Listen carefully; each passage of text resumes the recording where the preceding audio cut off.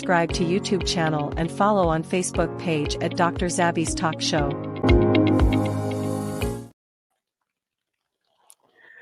Akiwa wípé aku bojú ọjọ́ ṣe rí mo kí ẹ̀yin ìyá mo kí ẹ̀yin bàbá mo kí ẹ̀gbọ́n mo kí àbúrò èmi ọmọ yín olólùfẹ́ yín Dr. Zabby Talk Show ayé ọpẹ́ yọṣíyọ lọ́dọ̀ títí náà ní agbára lọ́wọ́ Ọlọ́run ayé ọpẹ́ a máa yọ fún wa lórí ọmọ lórí ìdáwọ́lé wa lágbára lọ́wọ́ Ọlọ́run òun láyé ọpẹ́ ló máa fi máa yọ.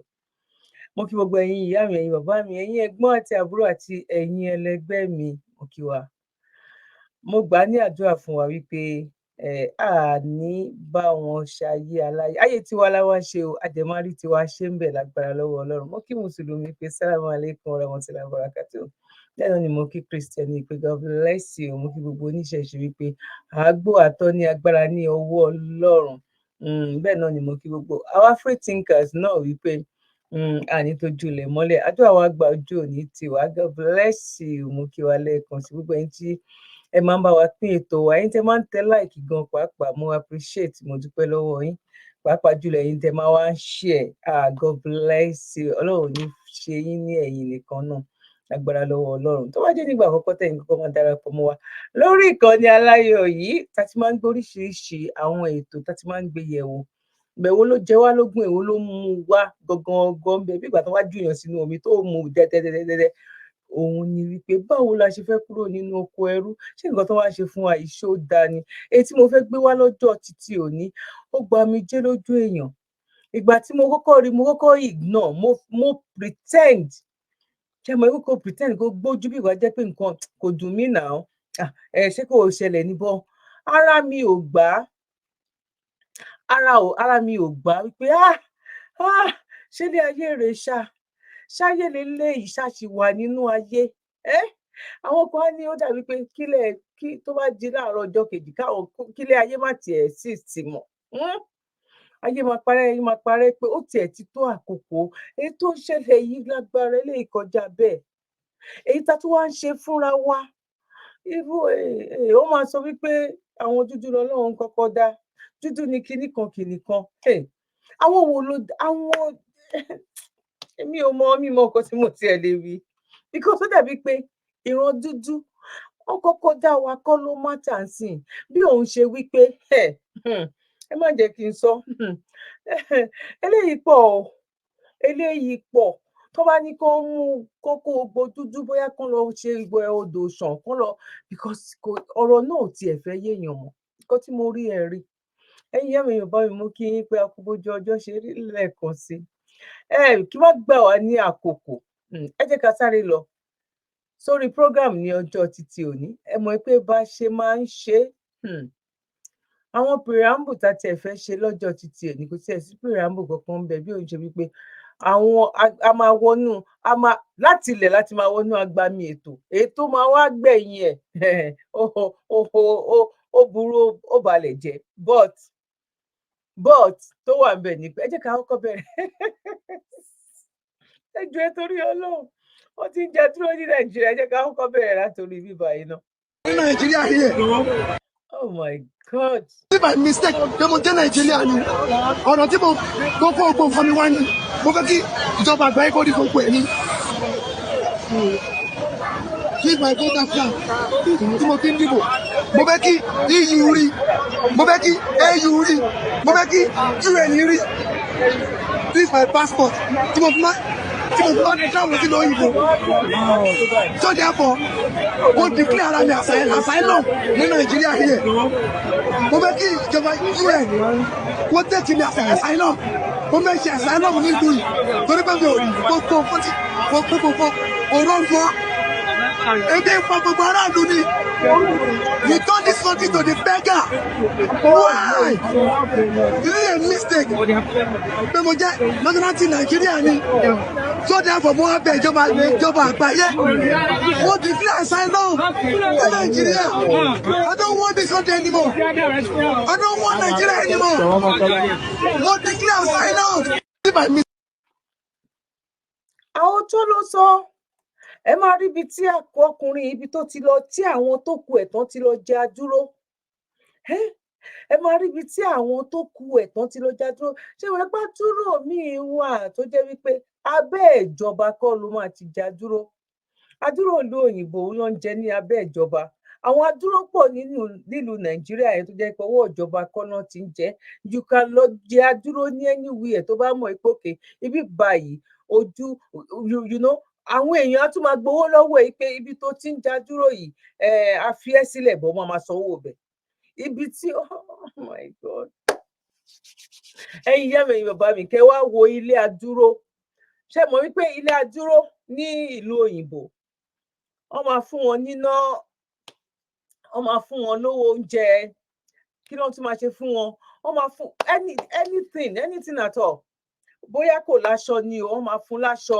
wọ́n máa sanwó ilé kó ṣáà máa sùn kó máa jí kó máa ṣe interview kó máa ṣe investigation lórí nǹkan tó ló gbé ẹ wá kó ṣe interview fún ẹ kó kò gba lọ́ọ̀yà gbogbo orú àwọn nǹkan bẹ́ẹ̀ yẹn òun náà ti wà ní nàìjíríà náà sìn ẹ̀rí pọ̀rọ̀ yìí ó kọjá bẹ́ẹ̀ kó tó di pé a máa wá lọ sí ilé adúró yẹn ibi tán ti ń jẹ adúró èpè mi mọ nǹkan tá a lè fún àwọn pípù yìí ta ló ṣe àwọn tán ìka ní àwa dúdú o gbogbo ẹnu ni mo fi sọ mi tàbí ṣé mo sọ bẹ́ẹ̀ gan pàápàá ó láì pé ẹ̀jẹ̀ rán mi létí òyìnbó ni mi ṣé mi náà ti dòyìnbó ni ìka ní dúdú o ìtẹ bá gbé pé inú bóyá bí 80% wa because èmi ò ń ṣèkà ẹ̀yin náà ẹ sọ títí yín o ìdè mi ò ṣé wàá rí nǹkan tó ṣẹlẹ̀ ń bẹ̀ ni wípé àwọn èèyàn kan máa sọ wípé ẹ tó bá jẹ́ yìí náà lè wà ní nàìjíríà ẹ máa ṣe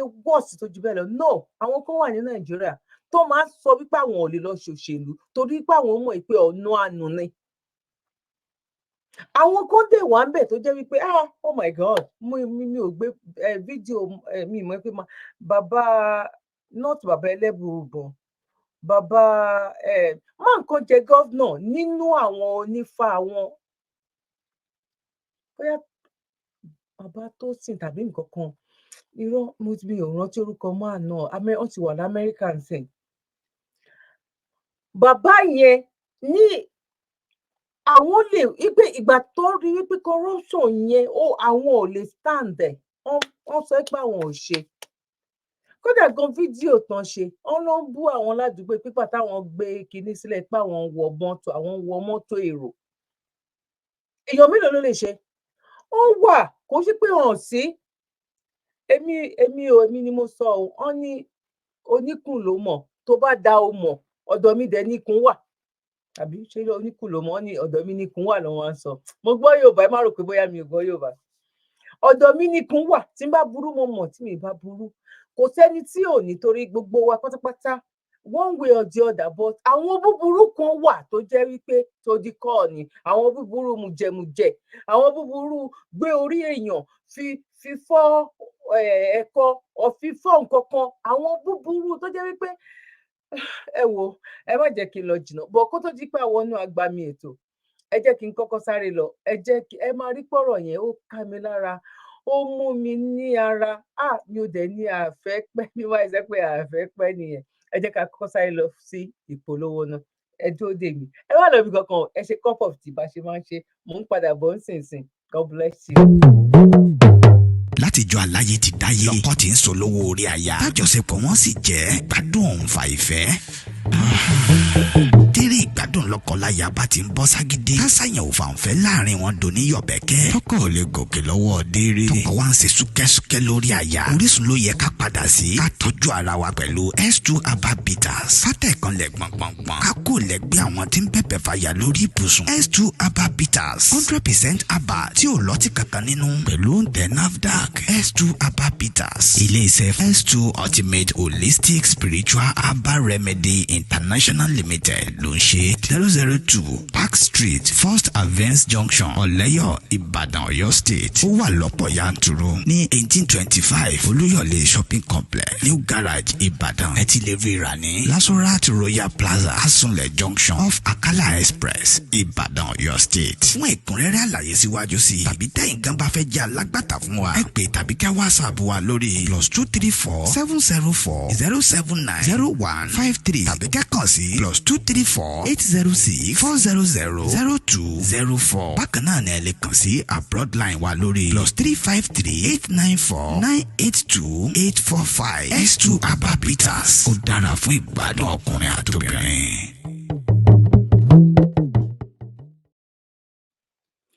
Náà ẹ káwọ́ sórí ètò lẹ́ẹ̀kan sí. Ọkùnrin nìkan kọ́ o, ọkùnrin nìkan kọ́. Àti obìnrin náà, mo fi Ọlọ́run búra. Ẹ̀yin tẹ́ bá nígbàgbọ́ nínú mi, mi ò ní parọ́. Kò sí nǹkan tí mo fẹ́ parọ́, kí ni mo fẹ́ why tí mo fẹ́ parọ́. Kó tó kí ni mo búra fún ni pé kí n tó bẹ̀rẹ̀ program, èmi àti sister kan àìsọ̀rọ̀ nípa nǹkan tí a play tán yìí. Kí ni mo fẹ́ lò ń bẹ̀ ni wípé ọkùnrin nìkan kọ́ ló ń ṣe o. Libido obìnrin náà wà tó jẹ́ wípé òun gan kò mọ nǹkan tó ń pè ní ìgbádùn kankan. Kò mọ nǹkan tó ń jẹ́ bẹ́ẹ̀, kò mọ báwo ló ṣe jẹ́, ó ṣàkànsùn, ó dẹ̀ anything kíní kan, kò mọ nǹkan tó ń jẹ́ bẹ́ẹ̀. Ó láwọn nǹkan tóbìnrin náà tó lè fi boost tiẹ̀ náà. Brother mi àti sister mi, phone number wọn ó ti wà ńbẹ̀. Tó bá lè jẹ́ pé ẹ fẹ́ gba through Dr. Zabby lọ, bóyá ẹ̀yin tẹ́ ti ní nọ́mbà mi lọ́wọ́ tẹ́lẹ̀tẹ́lẹ̀, WhatsApp nọ́mbà mi. Ẹ lè pe WhatsApp nọ́mbà mi, màá pass yín sí wọn, màá send nọ́mbà yín sí wọn. Tó yé yín, àwọn ẹlòmíì máa ń sọ pé àwọn ò máa ń lè grab nọ́mbà. Tó bá lè jẹ́ pé bóyá ẹ mọ nọ́mbà mi, tẹ́ bá fẹ́ sọ pé kí n send nọ́mbà yẹn, kò ń ṣe dandan wípé bóyá kẹ́ bá mi sọ̀rọ̀, kò yé yín sìn. Bẹ́ẹ̀ text mi wípé ẹ need nọ́mbà doctor, mo ti mọ nǹkan tẹ́ ń sọ, màá send ẹ̀ sí. God bless you. Ara wa kò ní fi àìsàn ní fi ara wa ṣe ibùjókòó ní agbára ní ọwọ́ Ọlọ́run. Now, láì má gbára wa ní àkókò, ẹ jẹ́ kí a sáré lọ ṣe pápápá.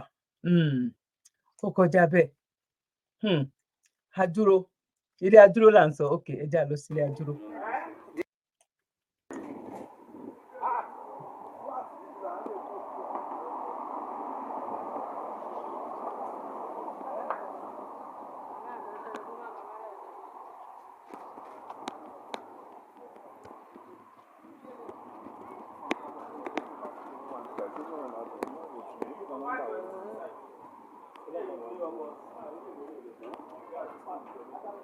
Now here you dey live, madam. When have you been living here? Since last year. Now here you born this your baby. Where? Okay. This is where you two are staying. This is where you are living.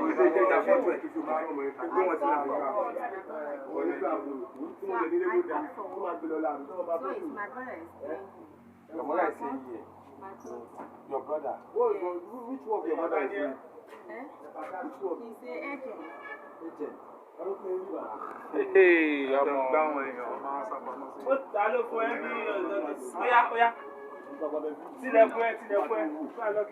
This is where you are living, madam. This is where you are living. Is this where you are living? Sorry.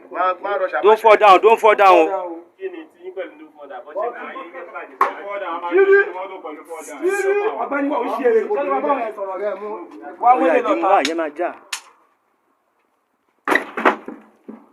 Come outside.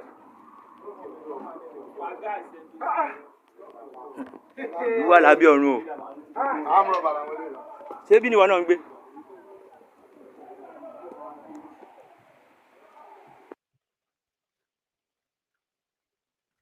Nǹkan tí mo rí ó dàbí wípé ẹ rí.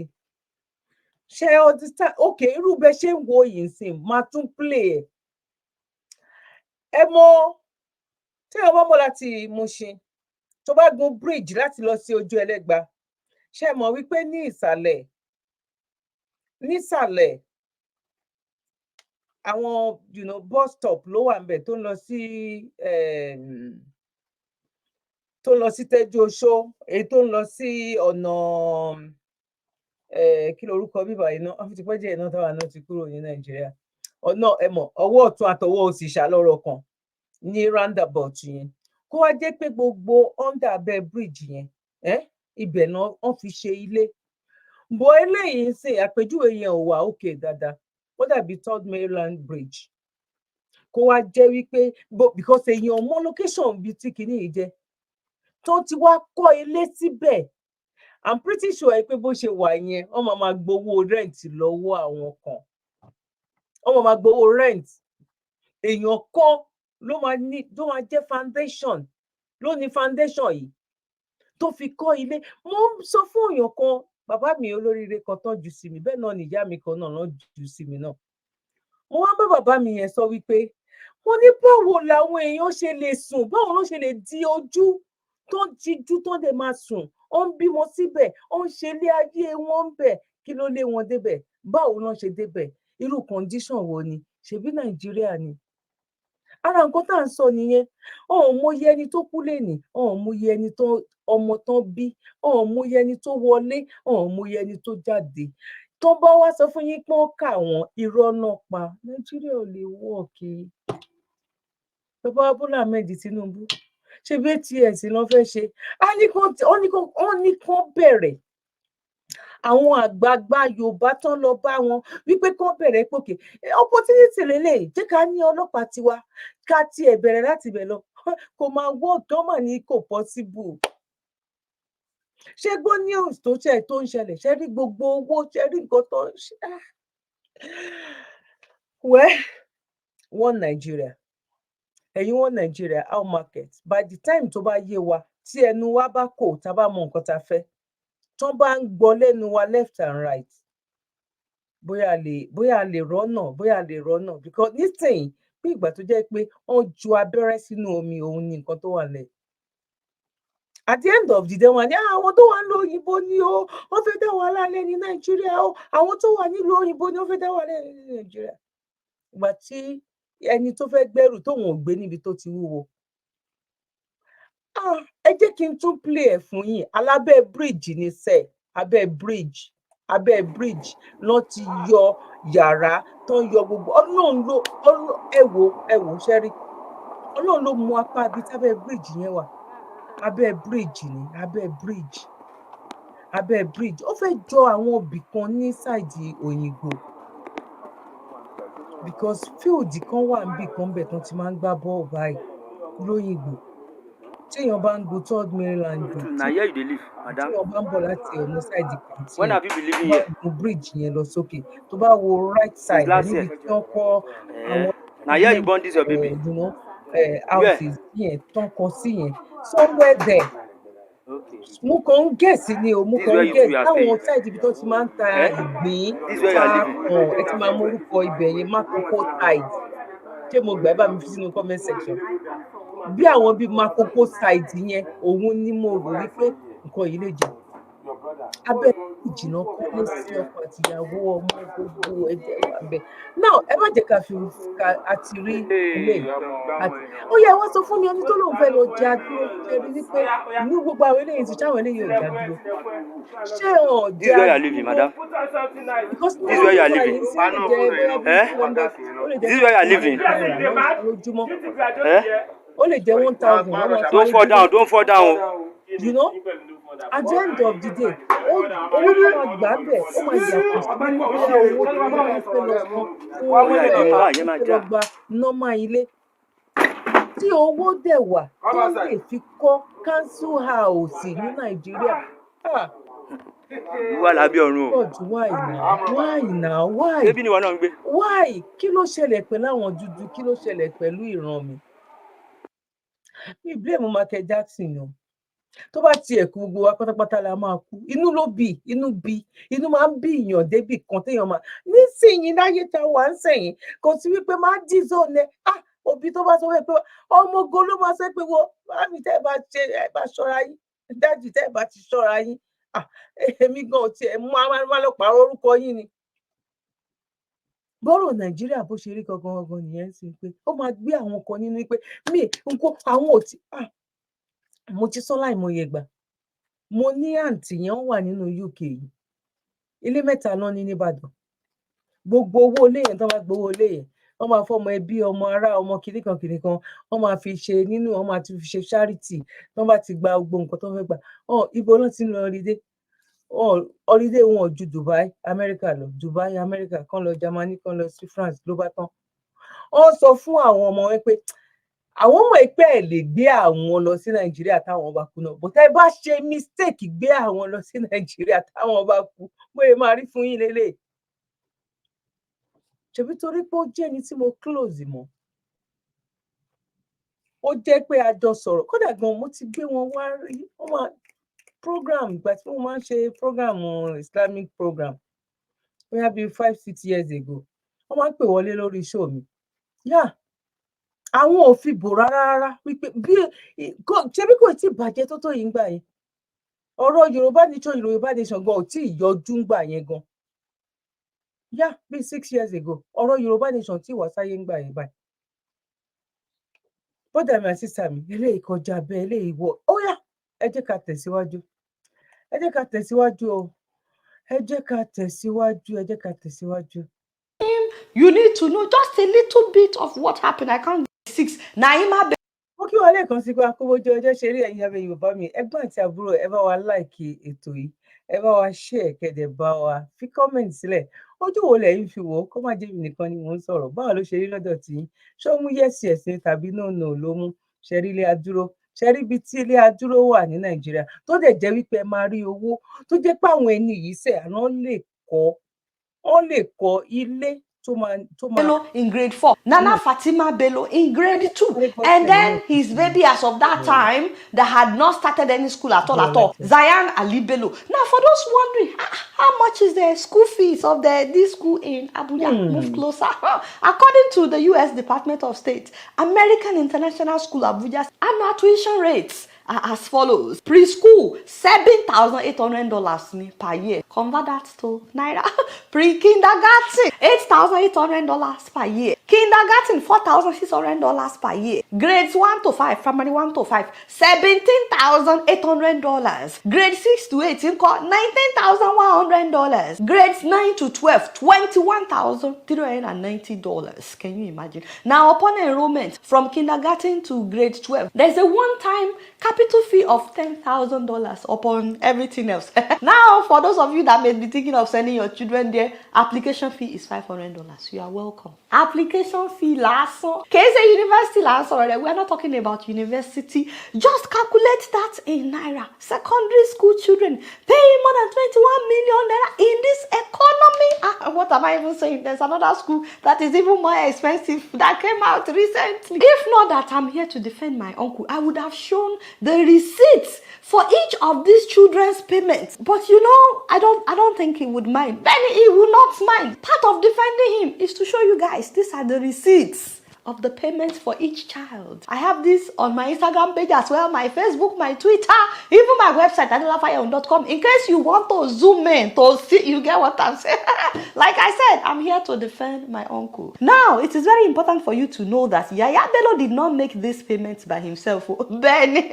They were made by somebody called Ali Bello, whom a lot of people are saying is Yaya Bello's nephew. I said, Kogi people are talking. You know, they like to talk. Hey, baby. You know, he said, she said, they said, don't quote me. But they said Ali Bello is actually his son. They said he had him when he was in secondary school. Umbo Kogi people. Say, go me no, you say, I say, must saying, but what?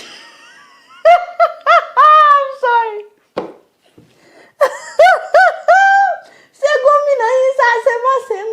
Secondary school because did your governor do as say in secondary school or not? For those that can help us to translate in the comment section, please help us translate as So they said he had this boy when he was in secondary school. The guy was allegedly raised by Yaya Bello's elder sister. I don't know how old he is, maybe early 30s. I don't know, this Ali Bello. So don't quote me, talk to Kogi people. But then it would make sense considering that this guy, Ali Bello, was once arrested by the EFCC and arraigned alongside 2 others at the Federal High Court in Abuja on 18 charges of money laundering and misappropriation of 3 billion naira. I said, hey, where would he find that kind of money? I don't know if a nephew will be granted access to billions of naira. Part of that 3 billion, by the way, he wired more than $500 to an account in America. Can you imagine? Don't worry, but in case you are watching, I'm defending Uni. Hello, Farabale. Back to our story. In August of 2021, Ali Bello called the school. He allegedly that he wanted to pay the school fees of his siblings in advance. I mean, his cousins, What a generous nephew, paying his uncle's children's school fees. So the school drafted a contract between them and Ali Bello. Once again, if not that I'm here to defend my uncle, I would have shown you a copy of that contract. Actually, he will not. I don't think he would mind. Once again, put it up, I beg. So this is a copy of the contract with the names of the children, signed August 23rd, 2021. So from September 7th of 2021, this Ali Bello started making payments to the school up until the last quarter of 2022, according to the receipt. Sometimes he will pay $17,000, $8,000. In total, Ali Bello paid $845,852 to American International School in Abuja as future tuition. Remember, they are making these payments in dollars, barely not even naira. So by September of 2022, EFCC decided, wait, so something is going on at this school. This guy keeps making random payments to the school from the treasury of Kogi State. You see, that's another thing. I don't know if you would give your nephew access to the treasury of the state. So EFCC now wrote the school September of 2022, and because he didn't mind all the other documents that I have shown you, I'm very sure he will not mind showing you the rest of the documents, because it is one of the strategies of defending my uncle. So this is the letter that EFCC wrote to the school, basically asking them to surrender the money to EFCC. Now, in order to avoid being shut down by EFCC, the school responded that they will cooperate with EFCC, they will cooperate with the law, but that they have to deduct $85,000 from the money for the last 1 year of school. Remember, we started making payments in September of 2021. Now we are in September of 2022. So the school deducted $85,000. That is how we arrived at $760,000. So the school refunded $760,000 to EFCC. That was how Yaya Bello vexed. He was like, he called the school. He said, where is my money? The school said, EFCC has taken your money. The next thing you know, Yaya Bello sued the school as in a long boy. He did. Show them the document. So I told you he will not mind. Masu. Now, the interesting thing is, it is still Ali Bello's name that you will see on all the court's documents. In other words, Yaya Bello is painting it as if it is his nephew that owns this money. He's just a very generous somebody. So then he decided to pay for Yaya Bello's children's tuition. So you will not see Yaya Bello's name on any of the documents, but the money was being paid for his children, so EFCC knew that he was behind it. And since the school had deducted $85,000 in order to get back at them, when he sued them, he now added 100 million naira for damages caused. To cut the long story short, he won the case. So as the alone, it shocked me too. I was like, wait, what? It was EFCC that collected the money. Why would the court now say the school must refund Yaya Bello? And then I heard that he allegedly bribed the judge. Allegedly, don't quote me. So he won the case. Meanwhile, this guy, Ali Bello, still has a pending court case for the $3 billion he allegedly laundered. By the way, do you know how much money was paid to bail him when EFCC arrested him for the $3 billion money laundering? Somebody paid 500 million naira to get him out. Once again, I don't know if anybody out there is willing to pay 500 million naira to bail a nephew.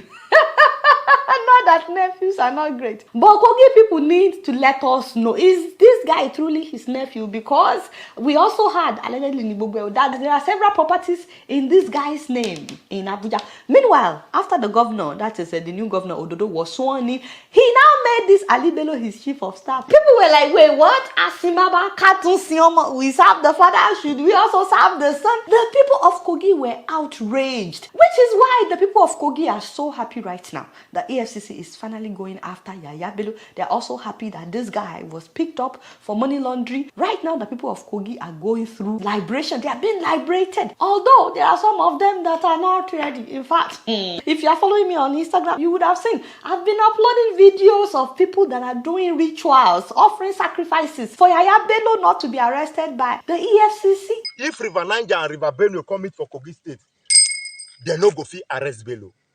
Because Bello hand is clean. They use the EFCC to pursue him. They go lay seat for a house for Abuja. Make they hold him. They no go succeed though.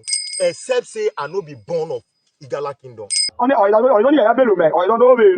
Oh, but say, oh, you're not saying one hand. The woman you know, or the issue to write us on. Or the EFCC. Yeah, they get. I can't be a man who came out of the way. I call it. And if I was and whatever I am Catani, they are saying. I think the middle of you. And one, I'll be on the or said, a woman, a man, the Matotum. It ain't no man that could do good. Baha. Can you imagine in 2024? These are young people that you will think are enlightened. These are not kids, by the way, and they have poverty written all over them. They don't even know that he has mortgaged their future. He has used it to pay his children's school fees. Their own children cannot even dream of attending the school that his children are attending, but they don't see that. Meanwhile, in that same state, you have people that were not paid for 7 years. 7 years of no salary. 7 years and not be paid.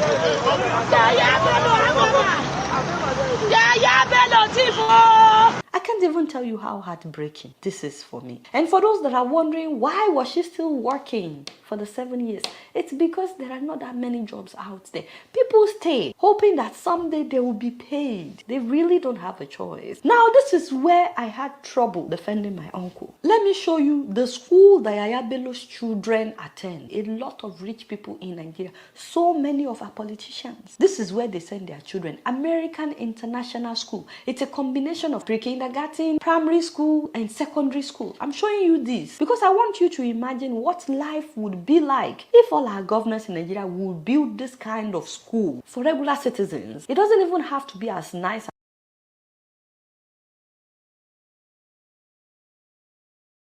Ẹ má bínú, mo kí wa nílé lókè lẹ́yìn òdì, mo kí wa pé a kú bójú ọjọ́ ṣe rí.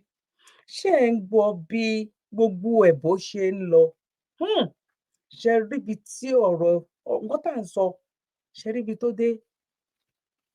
A ní èèyàn gan ó cheap ju ẹran tó ń pa lọ́jọ́ iléyá lọ. Ẹ wo nǹkan tó ń fi owó ṣe, ẹ wo nǹkan tó ń fi, ẹ wo àwọn àgàtú. Ẹ mọ àwọn nǹkan tí àwọn àwa Ìjẹ̀bú tá máa ń pè lágàtú. Àwọn tó máa wá ń bá wọn ṣiṣẹ́ ilé dẹ̀ nígbà yẹn lọ. Tán bá fẹ́ ṣe, ẹ fẹ́ roko nínú compound, ẹ fẹ́ ṣe kinní kan, wọ́n máa ní kán lọ pàgàtú wá. Wọ́n fẹ́ gbé àwọn ẹrù kan ṣe kinní kan, kán lọ gbé àgàtú wá. Bóyá àwọn ìlú ló ń jẹ́ bẹ́ẹ̀ ni o. Lórí wọ́n kàn ń pe gbogbo wọn papọ̀, wọ́n máa ń pe àwọn mọ́là, ẹ lọ pa àwọn mọ́là yẹn wá. Àwọn mọ́là náà máa ń ṣe gbogbo yẹn. Ó ti di Yorùbá ló ń ṣe gbogbo ẹ̀ ń sìn. My God. My God. Ó ga o. Ó ga o. Ọlọ́run má bá tiwa jẹ́ o. Dúdú. Aláti ṣe nǹkan kan sẹ́ẹ̀. Bọ̀ nǹkan kan ló máa gbà wá sílẹ̀. Dúdú náà ló máa gba dúdú sílẹ̀. Tí dúdú ò bá wá gba dúdú sílẹ̀, á jẹ́ pé òyìnbó nǹkan tó ń sọ náà ló máa padà wá ṣe. Àwọn padà wá kó dúdú lẹ́rú náà nìyẹn. Ṣá lè blame wọn ni. Bọ̀ kán má kó wọn wá sílùú òyìnbó. Tán wá kó dúdú wá sílùú òyìnbó, kán kó òyìnbó lọ sí Áfríkà. Àwọn máa tún wá ba bíbàyí jẹ́ ni o. Kán kó wọn, kán tún padà lọ kó gbogbo dúdú, kán padà lọ kó everybody, kán tún kó wa lẹ́rú padà. Because tó ń bá rójú tu ẹ wo owó, jẹ́ ká gbọ́ sí, ẹ jẹ́ ká tẹ̀síwájú láti gbọ́ sí. Ẹ wo nǹkan tó ń fowó ṣe, ẹ wo iye owó tó ń san fún ọmọ òyìnbó gan ní.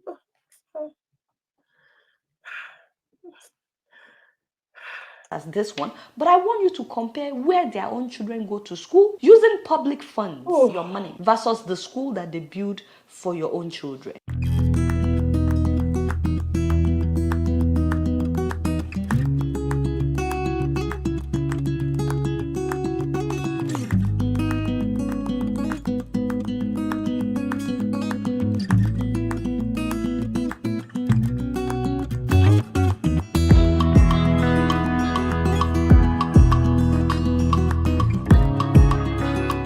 And usually by the time they are done, they send them abroad, still paying their school fees with public funds. So Yaya Bello paid almost $1 million as future tuition of his children. Don't forget that his children had been attending this school for years. As of 2021, he had one in 8th grade, he had one in 6th grade, one in 4th grade, one in 2nd grade. In short, Uncle Yaya has buried more than $1 million of Kogi people's money in that school. EFCC was able to get 760,000 of them. ẹ tí ì rí nǹkan kan o, ẹ tí ì rí nǹkan kan. Àwọn school tó tún gbé school mi, mò ń gbé bọ̀ lẹ́yìn eléyìí. Kẹ́ lè mọ̀ wípé àwa Yorùbá, bóyá àwọn Fúlàní, wọ́n tiẹ̀ ti kó wa lẹ́rú already now. Wọ́n ti kó wa lẹ́rú Fúlàní ti kó wa lẹ́rú already now. Ọlọ́run jẹ́ rí tèmi ṣe, òun ló kù báyìí nsìn. Ṣèbí Dangote lẹ ṣì ń rí. Mò ń gbé kan bọ̀ nsìn, tẹ́ máa mọ̀ wípé in another 10-20 years, àwọn Fúlàní wọn ò sinmi, wọ́n sọ wípé wọ́n ní born to rule ni àwọn. Ṣebí àwọn titi wa kárí ni. Oh my God, káwọn máa mú ọmọ wọn lọ sí school tóyìnbó wá dá sílẹ̀. School tí mo fẹ́ gbé wá iná, I'm pretty sure pé òyìnbó náà ló máa ní. Ṣówó tó fẹ́ fi dárò school yẹn sílẹ̀, ṣóun ni ò sí? Tí ò bá jẹ́ wípé àní dúdú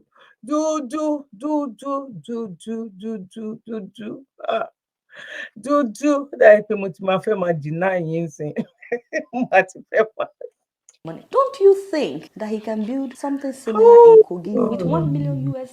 That would be more than 1 billion naira. In fact, I think he can do more than one. It doesn't even have to be as elaborate as the one in Abuja. So that not just his children, but the children of other citizens of Kogi would enjoy world standard education. You know, at this school, besides the regular curriculum, they teach them music, they teach them how to play all kinds of instruments, they teach them swimming, all kinds of sports. Meanwhile, the rest of us, we just learn theory. I don't know about you, but when I was in secondary school, physical education class, they taught us how to swim. Mr. Marcos, in case you are watching me, I miss you. They taught us backstroke, side stroke, butterfly, everything. We crammed it here. Did any of us enter a pool? No, there was no pool on.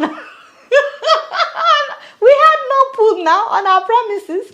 We didn't even have a gym. But did we learn how to swim? You bet we did. Without stepping in water. The devil is there. That is how so many schools are in Nigeria. Yes, we have great curriculum in Nigeria. But a lot of these things are theory. And just so you know, that American school in Abuja, that is how some public schools look like here in America. I'm not comparing Nigeria to America. I just want you to know there is money in Nigeria. If we actually want to develop that country, we have the money, we have what it takes. The only thing we lack is the fear of God. Our leaders lack vision and they have no fear of God. Public schools here, that is how they look like. And do you know that public schools here are free? Parents don't have to worry about paying tuition from primary school till you finish secondary school. Yes, we have some rundown schools here in America as well. But even the rundown schools here, they still look better than most private schools in Nigeria. There are some states that the public schools are great. In this America, beautiful, well-equipped public schools that would make you wonder, is this truly an elementary school? This one you are seeing on the screen is an elementary school. This is a primary school. And when you see the inside of some of these schools, you will just open your mouth wide. The same thing for middle schools, that is a junior secondary school. And of course, high school, senior secondary school. When you see the infrastructure at some of these schools, it cannot even be compared to the infrastructure at so many of our universities, even the private universities that we have in Nigeria. You will see some schools and you'll be like, Egbolon to be la ila ila lao. The infrastructure cannot be compared. Can we build these same things that you are seeing on the screen? Of course we can. But instead of building schools that will look like this for our children, our officials prefer to use the money, public funds, on their own children's school fees. Sosi dabe. We appreciate EFCC so far on this case. Thank you so much, my father. But honestly, you guys are being too nice on Kuyaya. Ben, even I, his defender, I'm not that nice. I put a call across to him, which ordinarily I'm not supposed to do, just to honor him as a governor. Can you just come? Let us clarify these issues. He said, I can't come. There's one lady, I don't know what her name is. Maybe a senator. She has surrounded the EFCC with over 100 journalists, to come and embarrass him and intimidate him. I said, okay, if that is your fear, I'm going to pass you through my own gate, special man's gate. You will come to my floor. We will accord you that respect. Why are you negotiating with him when you don't accord the same courtesy to other people? Pastor Edakun, let's not be using double standard. He can come in through back door. You are writing him, you are waiting. Haba. We are watching you on our plasma TV. Daddy, this case cannot be swept under the carpet. Guys, don't forget to subscribe if you're here to. Some of you, I don't know, you want me to beg you? I'm kneeling down for you. Subscribe, Bojare. Also, I interviewed Vesti Obeni. Both brothers came on the show. They answered all your questions. Diola ní ẹ̀dẹ̀bẹ̀rù Ọlọ́run fa. Òun ló wọ́n sọ bẹ́ẹ̀ ni ẹ̀dẹ̀bẹ̀rù Ọlọ́run fa. Yín people yẹ ẹ̀dẹ̀bẹ̀rù Ọlọ́run fa. Ẹ̀dẹ̀ ṣu sí àga ìṣújú gbogbo. Everything is about everything. Jẹ́ṣá. Short. Ẹ jẹ́ kí n sáré gbé school náà wá sìn. Ẹ̀kọ́ tí owó rẹ̀ gbé wọ̀n jùlọ lórílẹ̀‐èdè Nàìjíríà níbi tí akẹ́kọ̀ọ́ kan ti máa san 42 million. Another school tẹ́lẹ̀ yìí o, another school tún lélẹ̀ because wọ́n mọ̀ wípé àwọn tó máa san owó ẹ̀ wà. Wọ́n mọ̀ wípé ẹ wo àwọn tí ó lọ sun abẹ́ báwo ló ṣe dijú ìṣòro tó máa ju ìgbàgbọ́ wa tàbí tó máa ju lákàyè wa lọ ọ̀hún tí ẹ̀ wò wípé tí wọ́n bíríìjì yẹn lè wó nǹkan kan lè ṣẹlẹ̀ and you know just imagine àwọn èèyàn kan dẹ̀ ń kó owó yẹn tó bá jẹ́ ní bóyá mùsùlùmí ni wọ́n christian ni wọ́n oníṣẹ̀ṣe ni wọ́n kíní kan ju wọ́n tá ẹni tó òyìnbó ẹ má pẹ́ o ẹ jọ̀ọ́ ẹ tètè padà wá lọ ká áfíríkà lẹ́rú o eléyìí dẹ̀ tún ti fẹ́ máa gba bòmí iyọ̀ eléyìí ti fẹ́ máa pọ̀ jù bóyá tó aláàtì tó dáyàn ọmọ tí ò tí yẹ kán gbọyàn lẹ́nu ẹ̀ ní áfíríkà tó ń gbọyàn lẹ́nu a kàn ń blame àwọn pípù yìí ó dàbí pé máa darapọ̀ mọ́ àwọn òyìnbó tí wọ́n máa campaign fún ọ ó dàbí pé wọ́n máa campaign fún àwọn òyìnbó torí mi rò pé àwọn pípù ẹ̀yin inú ẹ wo orú adúrú owó ẹ wo àwọn tí ìyà ń jẹ ẹ wo ìyá tán fún ní tí mo lò nínú fídíò kan tí lédì kan tán lọ fún ní 50,000 táwọn ọmọ ẹ ń gbé lọ́dọ̀ ẹ wo ìyá kan náà tó jẹ́ pé pákí gàrí epo gàrí ló fi lọ ṣe láfó táwọn méje fi bára wọn ní hospital torí pé àwọn ọmọ yẹn ò jẹun sùn lálẹ́ wọn ò tún jẹun láàárọ̀ ó wá rántí pé wọ́n ń fi epo pákí fi ṣe láfó èlùbọ́ ó ṣàfi ṣe nǹkan kan ló fi lọ ṣe làwọn ọmọ yẹn lọ́n fi wọ kómà.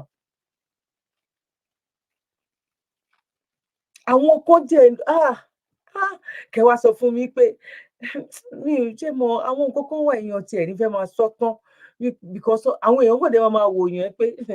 Náírà lọ́dún rèé ilé ẹ̀kọ́ alákọ̀ọ́bẹ̀rẹ̀ yẹn primary school àti girama kan tó fìkàlẹ̀ sí agbègbè Lẹ́kí nípínlẹ̀ Èkó léyìí tí wọ́n ṣẹ̀ṣẹ̀ ṣíṣọ lójú rẹ̀ níbi tó ti di mímọ̀ pé akẹ́kọ̀ọ́ kan máa san owó tó tó mílíọ̀nù 42 ìyẹn 42 million naira lọ́dún. tírúfẹ́ akẹ́kọ̀ọ́ bí ó sì gba fọ́ọ̀mù mílíọ̀nù 2 ìyẹn 2 million naira kó tó wọlé.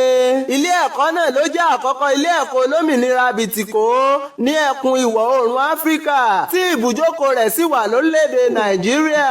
ó di mímọ̀ pé ilé ẹ̀kọ́ náà ní ó gbéra sọ lóṣù kẹsàn-án ọdún yìí tí àwọn akẹ́kọ̀ọ́ kọ̀ọ̀kan sì ti ń gba fọ́ọ̀mù àti wọlé sílé ẹ̀kọ́ náà. Pre-tour reporter reporting trending news and events. kó tó di pé a gbé ìmí ìwọlé ẹ jẹ́ sáré lọ sí ìpolówó. ó ti sú èmi o gbogbo ohun ta nílé láti lo ara ò ṣe gbogbo ara ló ń kó nọ́bà nítorí Ọlọ́run kí mo fẹ́ ṣe báyìí. jẹ́ kí n tiẹ̀ pé ọmọ yìí náà jẹ́ kí n pè kí n mọ àfà.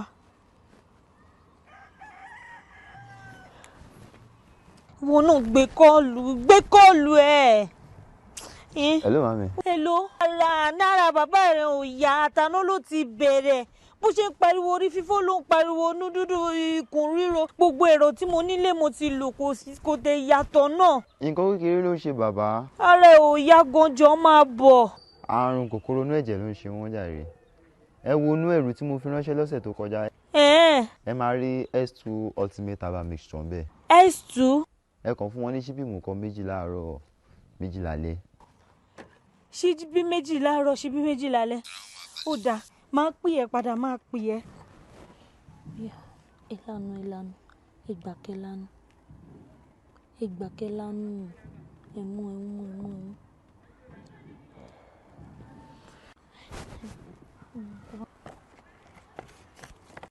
Olúwa Ọlọ́run alágbára. Kóyákóyá ni. Ara mà ti lè. A dúpẹ́ f'Olúwa o. Ọpẹ́lọpẹ́ S2 ultimate herbal mixture.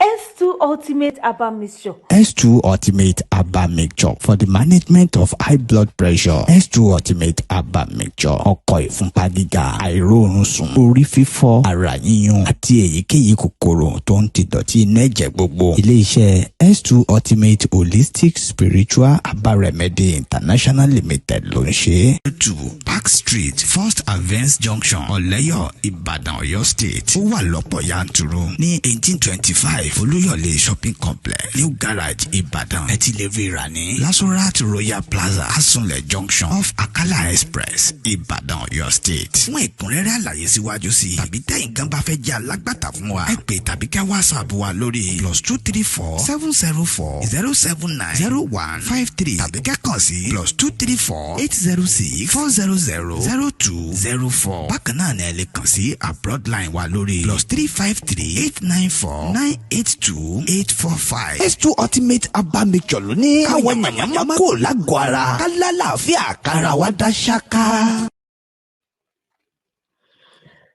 No, akọ̀wọ̀ sórí ètò lẹ́ẹ̀kan sí dánwò kó sì rí pé rere ni Olúwa òun ni ọ̀rọ̀ lẹ̀ yìí. Lórí ti kírìmù tí mò ń sọ yẹn náà, mo fi hàn wá wípé èmi dúpẹ́ lọ́dọ̀ Ọlọ́run o, gbogbo ẹ̀ ni mo ní bíbà. Bọ̀ mo dúpẹ́ lọ́dọ̀ Ọlọ́run lórí kírìmù yìí. Kírìmù yẹn ò sí nítòsí, mo ti fi hàn wá pé ìwọ tó ní rheumatism gbogbo orúnkún ṣe ń dùn mí nǹkan kan bẹ́ẹ̀ yẹn. Ẹ pè nọ́mbà yẹn tó bá dẹ̀ jí mi náà lẹ pè náà kò burú. Ní agbára lọ́wọ́ Ọlọ́run ojú òní tiwa nínú gbogbo àgọ́ ara wa, omi ara wa àti ẹ̀jẹ̀ ara wa, àìsàn ò ní fi ṣe bùgbé ní agbára lọ́wọ́ Ọlọ́run ojú òní tiwa. Now ẹ jẹ́ ká wá wo àwọn Dangote ni àwa wo àwọn Dangote to be now. Quality, nutritious feed. This is what the future of agriculture in Nigeria can looks like. In a month, that's about 300,000 fruits. This is being to Nigeria entrepreneurs. I'm pretty sure pé ilẹ̀ tán máa lò ń bẹ̀ yẹn gan, ó máa tó 100 acres. Kí ló ṣẹlẹ̀ bẹ́ẹ̀?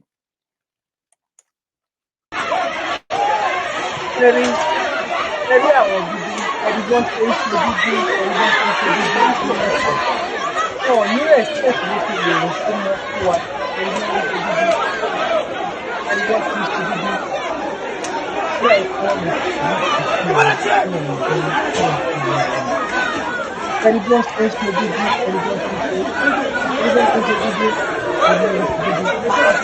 Kí la wá ṣe? Ibi tó ti bí wa ní orílẹ̀-èdè wa, àníyí rẹ̀ kọ̀ọ̀kan wa lé kọ̀ọ̀kan wa lẹ́tọ̀ọ́ wa, wọ́n fi àjẹwọ́ ní òkèèrè náà, ó ti jẹ́ kó máa kí ló ṣẹlẹ̀. Ó ń bínú, ó ṣẹlẹ̀ báwọn akẹ́kọ̀ọ́ ìgbọ́n ń bínú. Ó ń gbé nǹkan tó ṣẹlẹ̀. Ní gbogbo last week yẹn, ending of April yẹn, ẹ wo gbogbo nǹkan mẹ́ta aburú ńlá mẹ́ta ló ṣẹlẹ̀ ní Nàìjíríà yẹn. Méjì ṣẹlẹ̀ ní ilẹ̀ Yorùbá, ìkan ṣẹlẹ̀ lọ́dọ̀ àwọn Ìgbò. Bẹ́ẹ̀ náà làwọn míì náà wà náà nìyẹn o, tó ń ṣẹlẹ̀ káàkiri bẹ́ẹ̀ yẹn. Gbogbo àwọn tó ń ṣe interview fún pé kò ṣẹlẹ̀ rí mọ́tò laná, iná jó, accident tó bà mọ́tò jẹ́, ó tún ṣe oríṣiríṣi ìṣẹ̀lẹ̀ tó bá jẹ́ nígbà ìwáṣẹ̀, jẹ́ kémi náà ló mọ yín máa ń lò. Tó bá jẹ́ nígbà ìwáṣẹ̀ ni, ó máa béèrè lọ́wọ́ Elédùmarè, á gbé fáṣọlẹ̀, á máa gbé jọlẹ̀ ní tàbí á gbé fálulẹ̀. Ó máa béèrè lọ́wọ́ Elédùmarè. Ọ̀nà ibi táwọn náà ń gbà communicate pẹ̀lú Elédùmarè nìyẹn wípé kí ló ṣẹlẹ̀ bóyá wọ́n máa ní kán lọ wọ́n omi sí gbogbo orígun mẹ́rẹ̀ẹ̀rin ìlú ni bọ̀ ọba mélòó gan nìyẹn ọba kan ló ń ṣe ẹ máa wò a máa wà alright a máa wà alright a ti máa wà alright jù níbi tọ́rọ̀ èdè ń sè a ti máa wà alright jù. ṣẹ́rí eléyìí náà ṣẹ́rí eléyìí ó ń sọ fún ọmọ yẹn ò dá má fi mú mi yẹ kó bẹ̀ kó má fi mú mi jésù ọ̀bọ̀ jésù ọ̀bọ̀ àwọn èdè tó ń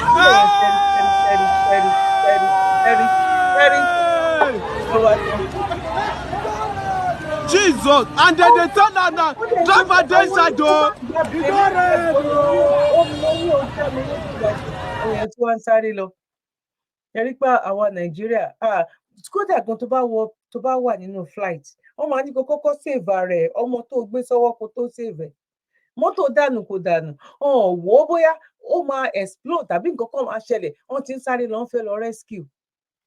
At the end of the day, èèyàn bíi mélòó kan á tún bá nǹkan tó dànù á bá lọ. Alóò jẹ́ kó education àní kò sí home training mọ́, kò nothing. Ó ga o, wọ́n jẹ́ àrí tiwa ṣe o. No going back ni o. Chief Sunday Igboho wíwíwí, Baba Akintoye náà wíwíwí, Chief Sunday Igboho ní àwọn sísá mi, àwọn brọ́dà mi, àwọn ìyá wa, àwọn lè lé sẹ́yìn òdì, àwọn lè jẹ́ kó lọ ń ṣe gbogbo àwọn nǹkan lẹ́yìn òdì, wọ́n ti do àwọn tó wà ní Nàìjíríà náà ti do lóṣó. Igboho sọ́dà bí kò sọ, àwọn kan dúró lórí, wọ́n wá ń pè Igboho ń sìn. Igboho ẹ gbà wá o, ṣé èèyàn kọ́kọ́ lẹ́yìn? Igboho lórí méjì. Ẹ wá ní kí Igboho bọ́ tá ń sìn pé ẹ gbà wá ọlọ́nà bìkan lọ́nà ìgangan o. Ṣé ọkọ èèyàn kan ni o, ọmọ èèyàn kan ni, ẹ̀gbọ́n èèyàn kan ni, àbúrò èèyàn kan ni. Igboho mi rò pé ó sign contract pẹ̀lú anybody wípé tí mi bá gba Yorùbá nation o, níṣe ni kẹ́ arrest mi o no. Try your best and leave the rest. Wọ́n dẹ̀ ń ṣe ìtàn lè ṣe náà. Àwọn olóṣèlú tó yẹ kẹ́ lọ bá kẹ́kọ̀ọ́ra yín kẹ́ lọ bá wọn ní ọ́fíìsì wọn wípé àjà ibi tẹ́ bọ́rọ̀ yìí dé but ọmọ Yorùbá ọmọ Nàìjíríà ò ní ṣe bẹ́ẹ̀ mi ò lè wá kú nìkan lókun sí. Náà mo kí ìyá mi, mo kí bàbá mi, mo kí ẹ̀gbọ́n, mo kí àbúrò, ipa kó bójú ọjọ́ ṣe rí. Èmi ọmọ yín àbúrò yín olólùfẹ́ yín Dr. Zabby Talk Show ayé ọpẹ́ yẹsẹ ọlọ́dọ̀ títí náà. Ní agbára lọ́wọ́ Ọlọ́run ayé ọpẹ́ àwáyọ fún wa lórí ọkọ, lórí ọmọ, lórí ìdáwọ́lé wa lágbára lọ́wọ́ Ọlọ́run ayé ọpẹ́ máa yọ ni. Èèyàn kì í mẹ́kọ jẹ kó má ra lọ́wọ́ o. Èèyàn délé rìn kórí má jìyàn kórí má mì, ẹ bá mi mú kan nu méjèèjì. Èyí tí má sọ lọ́jọ́ títí òní tó bá kù díẹ̀ káàtó ẹ ṣàforíjì fún mi. Ọmọdé ò kì í mẹ́kọ jẹ kó má ra lọ́wọ́. Ọlọ́run ní jẹ́ kí n ṣìwí, ẹ̀yin náà ní ṣì mí gbọ́. Mo ti pẹ̀lú gbogbo ẹ̀yin tẹ́ máa ń bá wa pín ètò wa àti ẹ̀yin tẹ́ máa ń bá wa like àti ẹ̀yin tẹ́ máa ń fi comment náà sílẹ̀. God bless you. Ọlọ́run ní ṣe ẹ̀yin náà lẹ́yìn nìkan, mi ò ní ṣìwí, ẹ̀yin náà ní ṣì mí gbọ́. Gbogbo ẹ̀yin tẹ́ máa ń bá dá sọ̀rọ̀ charity wa adúpẹ́ àmọ́ lóore bó a ṣe ní ìdìrànlọ́wọ́ yín náà. Àwọn ọmọ náà wọ́n máa sanjọ́ ní agbára lọ́wọ́ Ọlọ́run. Ọ̀nà wo ló lè fi sanjọ́, ọ̀nà tó fi lè sanjọ́ pọ̀ torí tóun náà bá rí i pé àwọn owó onírú owó oníyọ̀ tí ò mọ òun rí ló rán àwọn lọ sí school táwọn wá di olóríire. Wọ́n lè má jẹ gbogbo wọn bọ̀ púpọ̀ nínú wọn àwọn náà máa fẹ́ jẹ́ ẹni tó láàánú lójú torí wọ́n máa rántí báwọn ṣe dìde. Ẹ bá wa dá sí ọ̀rọ̀ charity wa, má jẹ́ 1,000 naira, má jẹ́ 2,000 naira, kò sí èyí tó kéré ń bẹ láti fi sanwó iléèwé àwọn ọmọ school àti àwọn tó kù díẹ̀ káàtó fún àti àwọn tí ara wọn lè. Mo lè mọ̀ pé lágbára lọ́wọ́ Ọlọ́run arọ́mọdọ́mọ wa náà kò ní gbégbá bára. Àkọ́kọ́ ṣàdédé fún èèyàn lówó. Àwọn tí ó wà nírú ipò yẹn tán wà nínú list wa tán bá ń wo ètò wa wọ́n máa jẹ́rìí sí wípé àwa ò ń jáde à ń láti mójú wa débẹ̀ a máa mọ báwo ló ṣe jẹ́ kí la fẹ́. O má jẹ́ 10 kọ́bọ̀ ìbò ló fẹ́ wọ̀. O kàn lè ṣẹlẹ̀ pé wá sí pé mo ní ìdí kinní kan wọ́n ti ṣe irú ẹ̀ fún wa kọjá. Ṣé mo pé èèyàn burúkú ti bìyàn rere jẹ́ kọ́lọ́run kó ṣàánú fún wa kọ́lọ́run kó gbàdúrà wa. Mo kí wa lẹ́ẹ̀kan sí pa kó bójú ọjọ́ ṣe rí. Bíbá ìlànà mi tó wa sópin sí lọ́jọ́ títí òní. Èmi ọmọ yín àbúrò yín náà ni ẹyẹ méjì ò kì í jàṣà ọmọ ìṣàgá olóhùn ọmọ rẹwọ mẹ́tàdínlógún. Ọmọ wọn ni Tùlání ọtí ń ṣerun ńláńlá kan sọ̀rọ̀ ńláńlá kárí o. Kí wọ́n ẹ o. Lágbára lọ́wọ́ Ọlọ́run ojú òní tiwa. God bless you. One love. Bye for now. You're welcome. Kindly subscribe to YouTube channel and follow on Facebook page at Dr. Zabby's Talk Show.